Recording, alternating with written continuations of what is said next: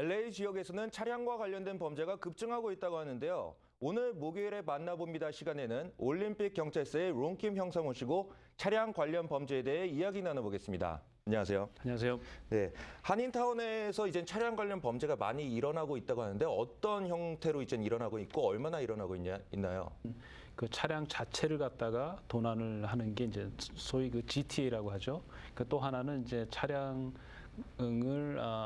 잠겨 있거나 아니면 열려 있는 차량에 들어가 가지고 차량 안에 있는 물건을 훔치는 절도가 있습니다. 그게 두 가지 나누는데 일단은 저희들이 그 숫자적으로 볼 때는 작년보다 올해가 뭐 GTA하고 BFMB 그러니까 차량 안에 그 물건 절도하고 좀 틀린데 절도 같은 경우는 한 30% 정도가 지금 현재 업돼 있고 GTA 같은 거는 한 10% 정도가 업돼 있는 걸로 알고 있습니다. 네.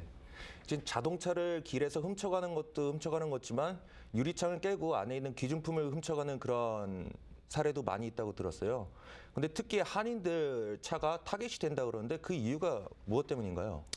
이유는 뭐 여러 가지가 있는데 가령 이제 한국 분들의 그 차량 사건을 볼 경우에는 어떤 경우가 많으냐면은 그 차량 안에 귀중품을 이제 눈에 노출이 되게 이렇게 놔둘 경우가 많은 경우가 있고 또 하나는 그 큰 아파트가 많잖아요. 근데 그 큰 아파트에는 이제 한국 분들이 많이 살고 있는데 그 주차장 안에가 또 이렇게 새벽 시간에 주로 범인들이 돌아다니면서 이제 그 물건을 보는 대로 훔치는 그런 사건들이 있습니다.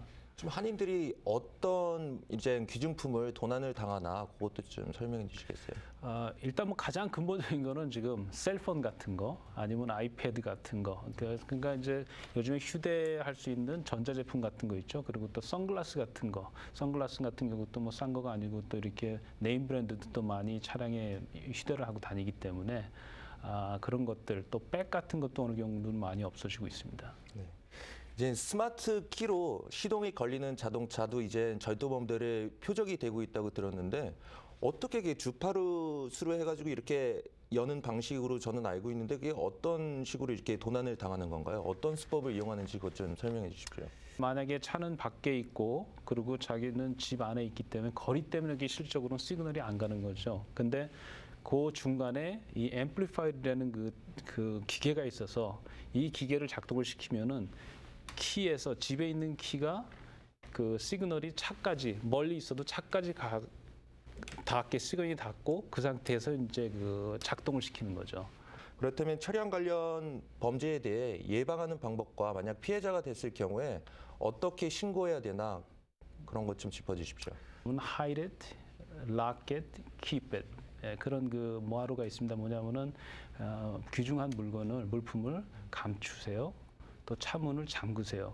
그리고 간직하세요. 이런 그 마루가 있는데 똑같습니다. 이게 그 사람들의 결과적으로 부주의 때문에 생기는 그런 피해 타깃이 되는 경우가 많은데 귀중품을 일단은 눈에 안 보이게 노출이 안 되게 차에 아예 안 두는 게 좋겠죠. 하지만 만약에 부득이 둬야 될 경우에는 이렇게 밖에서 눈에 안 보이게 노출이 안 되게 하는 게 굉장히 중요하고 이게 발견을 했을 때 창문이 깨져 있고 그러면 뭐 사진 확보 같은 것도 중요하다고 들었거든요. 그렇죠. 중요한 이유가 뭐냐면은 저희들이 이런 그 경미한 사건 같은 경우는 실질적으로 금방 경찰이 출동할 수 있는 그런 성격의 사건이 아니기 때문에 네. 보편적으로 이제 이 피해자들이 경찰서 와서 신고를 하는 경우도 꽤 돼요.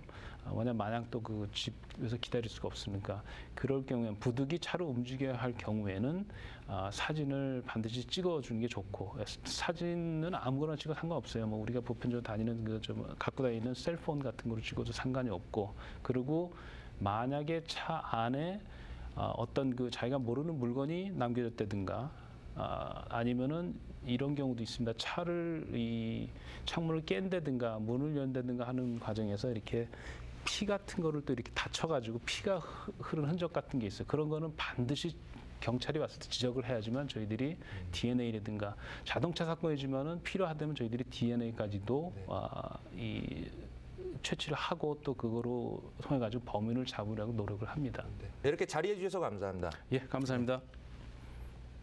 지금까지 올림픽 경찰서의 론킴 형사와 함께 자동차 관련 범죄에 대해 이야기 나눠봤습니다.